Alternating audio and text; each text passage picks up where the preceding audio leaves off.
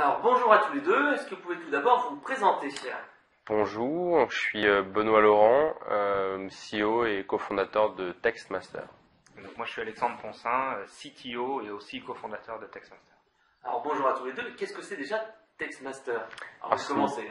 C'est une place de marché dédiée à la traduction, rédaction et correction de contenu, dédiée à ces trois activités sur 8 langues avec un gros focus sur la qualité, puisqu'on garantit à nos clients un résultat, un livrable de qualité. D'accord. Alors donc, aujourd'hui, on va parler un petit peu justement de ça, de traduction et de contenu.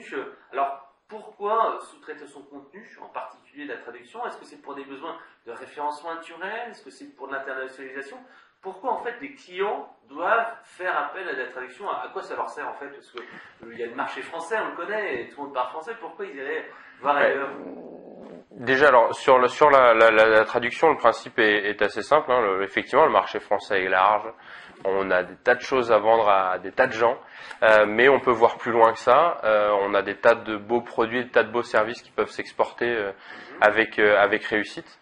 Et là, l'intérêt de passer par des solutions comme Textmaster, c'est de gagner du temps et de la flexibilité et de tirer parti à plein de la magie d'Internet, entre guillemets. Puisque là, par rapport à, en l'occurrence, dans notre cas aujourd'hui, on peut faire appel à 22 000 personnes aujourd'hui qui sont membres de la communauté Textmaster, des professionnels qui interviennent sur les commandes clients. Donc voilà, on a cette base-là qui est là disponible et réactive pour répondre aux besoins. Donc on gagne en temps, on gagne en flexibilité, on gagne en qualité, parce que bien souvent, malheureusement, quand on est une TPE, quand on a un contenu à faire traduire, on passe soit par un outil de traduction automatique, soit par le cousin de la tante du frère d'un qui a passé 6 mois en Angleterre il y a quelques années et qui a un vague souvenir de la conjugaison du verbe être. Donc voilà, c'est vraiment apporter ce souci de professionnalisation. Alors, vous avez quelques exemples d'entreprises comme ça qui l'ont fait, je sais pas, pour développer un marché ou des choses comme ça? Alors, je monopolise un peu le crachoir. Alors dans les cas les plus un petit peu sympas, on a par exemple Allociné qui bosse avec Textmaster aujourd'hui et qui nous confie toute l'internationalisation des contenus. Donc l'idée pour eux, c'est de pouvoir prendre un contenu qui vient du site principal, Allociné, et de pouvoir l'envoyer, tirer parti de cette création qui est faite par leurs équipes internes vers toutes les plateformes internationales d'Allociné, puisqu'ils sont présents aujourd'hui, je crois que c'est dans 16 pays. Donc voilà, c'est une flexibilité pour eux. Langues sur les 16, Alors, ils sont présents dans 16 pays et je crois que c'est une dizaine de langues, donc effectivement, on fait 8 langues comme ça. Alors après, le détail de leur utilisation, je le connais pas particulièrement, mais par exemple, je sais qu'ils font traduire pas mal de choses vers l'espagnol. Donc voilà, pour Allociné, par exemple, c'est ça. On a des e-commerçants qui vont, eux, par exemple, faire traduire leurs fiches produits ou l'éditorial du blog. Voilà, quand on vend une télévision, on n'a pas forcément vocation ni intérêt à aller vendre cette télé en Italie alors qu'on est basé en France, parce qu'en Italie on trouve aussi ce produit-là. Mais quand on est d'un petit artisan et qu'on a, on a un savoir-faire, on a exactement. Quand on est sur un marché niche, exactement. Je pense à un importateur de thé par exemple qui travaille aujourd'hui sur Textmaster, qui lui donc a une particularité, il fait venir tous ses produits d'Inde et de Chine. Mais voilà, aujourd'hui, via Textmaster, il va internationaliser sa boutique et donc va pouvoir vendre tous ses produits à en tout cas au niveau européen déjà, quoi. En sortant même un petit peu de l'Europe, on a un client qui bosse à partir de Hong Kong. Ils ont une usine de production d'ustensiles de cuisine et avec leur offre de service, ils fournissent des livres de recettes. Et donc c'est une entreprise chinoise qui vend beaucoup à l'Europe. Et donc eux, ça leur permet rapidement et facilement d'étendre leur gamme de livres de cuisine pour toucher plus de pays en Europe. Donc ils nous sous-traitent la traduction de leurs livres de cuisine qu'ils vendent avec leurs ustensiles par exemple. D'accord. Alors là on a vu le pan qui est internationalisation, toucher de nouveaux marchés, de nouveaux clients, que ce soit des entreprises extérieures qui vendent en France, ou des entreprises en France qui vendent à l'extérieur. Il y a un autre aspect, je pense, qui est l'optimisation du référencement et la création de contenu. Est-ce que vous avez certains de vos clients aussi qui font ce genre d'utilité pour les textes traduits? Est-ce qu'ils font ça pour enrichir, entre guillemets, leur site? Alors là, sur ce besoin-là, on est plus sur la rédaction, ce qui est aussi une activité forte de Textmaster, même si la principale est la traduction. La rédaction est une activité, une autre activité, voilà. Donc là, effectivement, on est en plein dans la problématique de référencement naturel, avec le besoin de générer un contenu qui soit à la fois original et de qualité, dans des volumes qui sont assez souvent importants. Donc là, on apporte une réponse assez forte et évidente. Sur la traduction, on a aussi, des gens qui ont un besoin d'exister aussi à travers le référencement naturel sur des positions qui sont liées à l'international. Donc là également la possibilité, je bafouille, pour eux d'exister à travers ces marchés-là via Textmaster. Ok.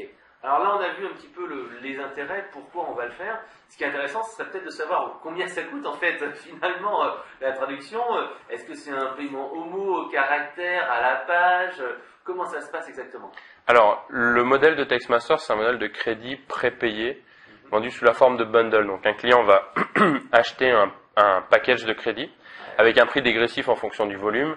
Donc payer le crédit 1,25 centimes si vous prenez un bundle à 800 crédits à 10 €, et puis vous payez 0,5 centimes si vous prenez le bundle à 25 000 € avec 5 millions de crédits. Ça, c'est le mot ou c'est Alors justement, et après il y a une échelle de consommation de ces crédits qui est en fonction du niveau de service commandé. Donc si vous commandez par exemple l'offre standard sur Textmaster, c'est le traitement de la commande par un expert, par un traducteur du moins, par un professionnel de la traduction, de la rédaction, de la correction, auquel on ajoute un contrôle qualité qui est réalisé en interne aujourd'hui par nos language managers. Donc ils vont contrôler la qualité linguistique du contenu.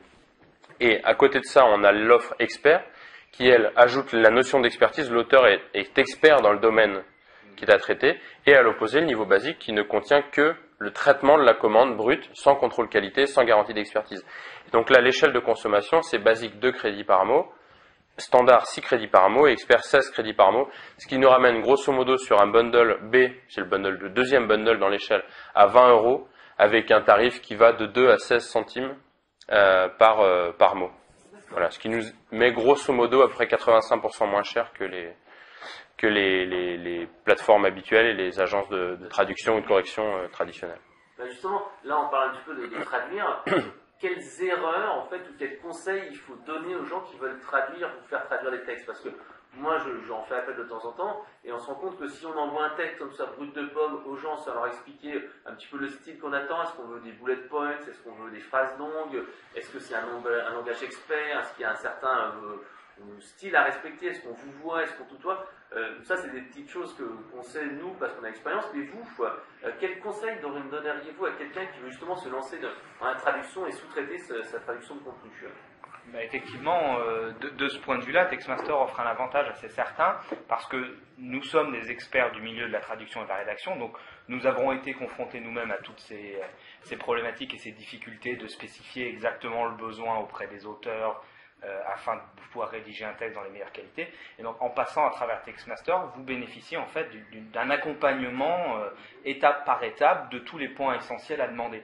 Donc ça va de simplement du ton à employer, du public cible, la personne grammaticale, les besoins spécifiques. Est-ce qu'il y a des besoins de répétition de mots-clés particuliers? Ça c'est pour le référencement en fait. Par exemple. Voilà. Pas forcément, parce que quand on est sur un marché spécifique avec des expressions spécifiques, le client peut donner à travers cette fonctionnalité un mot-clé qui est à utiliser. Si je vous dis, j'ai pas d'exemple qui me vient en tête, mais par exemple voilà. Des logiciels particuliers qui parlent d'un domaine, je sais pas, spécifique dans la construction. Il y a certains mots-clés qui ont besoin de réapparaître pour bien spécifier la terminologie. Si la personne voilà. il faut qu'elle emploie vraiment celui-ci.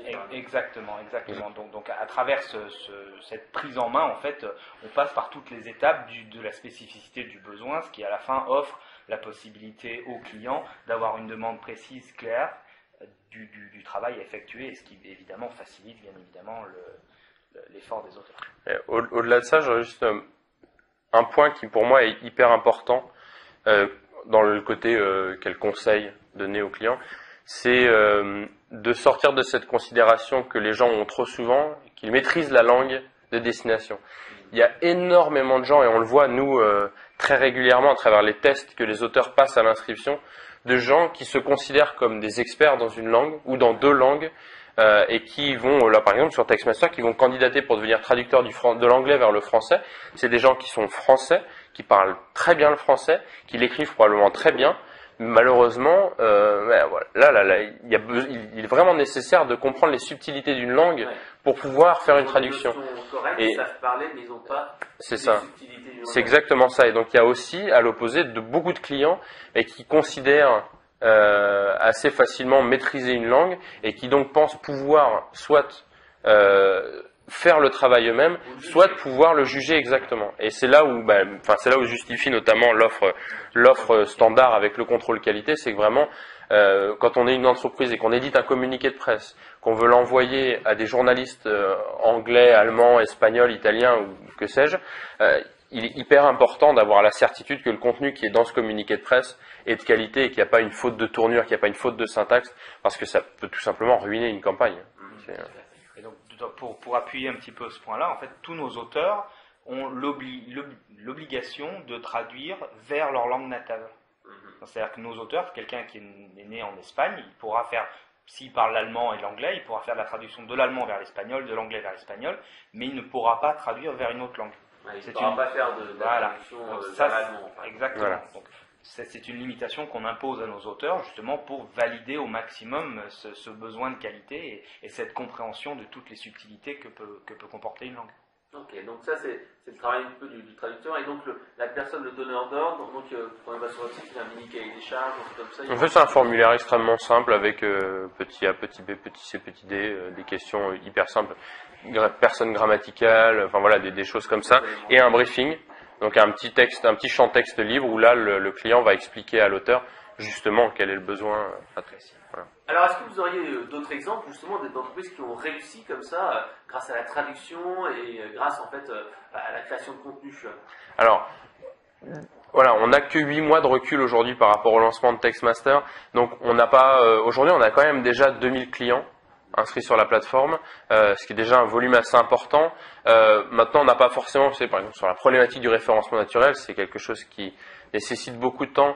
Donc, le client va commander son contenu, va le traiter, va ensuite le publier, et ensuite on attend les résultats. Oui, voilà. Ouais, donc c'est difficile. Puis on a aussi assez peu de clients qui nous appellent pour nous dire, grâce à vous, j'ai obtenu de belles positions. Donc,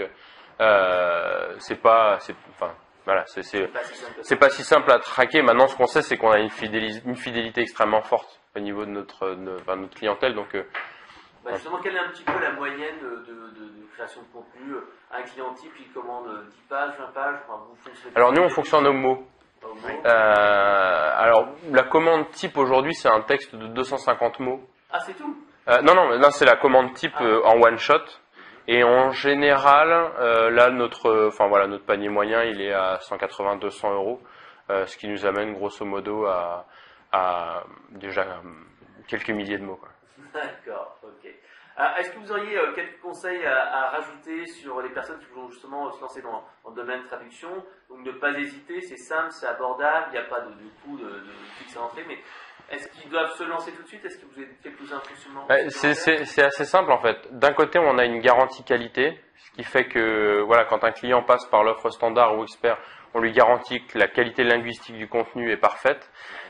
Donc ça, c'est quand même un point fort. Et la deuxième chose, c'est que quand bien même il ne serait pas satisfait par ce contenu-là, il dispose d'un droit de refus de contenu. Donc finalement, c'est une sorte de oui, voilà, c'est un petit peu ça. C'est satisfait ou recrédité. C'est la petite subtilité, mais au final, voilà, c'est ça. C'est une garantie de satisfaction. Tant que le client n'est pas satisfait, il a la possibilité de demander des révisions, de saisir le modérateur. Donc il y a partie intégrante du processus de travail avec Textmaster, c'est que aussi bien écrit soit le briefing et aussi performant soit l'auteur dans sa clarité linguistique, il peut y avoir ensuite des petites incompréhensions sur l'axe du sujet demandé, l'orientation de la traduction, ce genre de choses, et donc fait partie intégrante du processus avec Textmaster de permettre une mise en relation entre les clients et les auteurs afin d'échanger sur est-ce que le travail a été bien fait, est-ce qu'il faut réviser légèrement le second paragraphe, etc. Donc ça fait partie du processus Textmaster, c'est sans frais bien évidemment, ça fait partie intégrante du fonctionnement du système. Ok. Alors si justement on veut en savoir plus, on va sur quel site internet? Textmaster.com. Alors ça s'écrit comment? Parce que je vois des petites lunettes là, il y a marqué. Ah, j'ai pas les miennes. Textmaster.com. Ok. Merci à tous les deux. Et donc, rendez-vous peut-être sur un nouveau salon. Très bien. Merci Pas à de vous. problème. Merci beaucoup.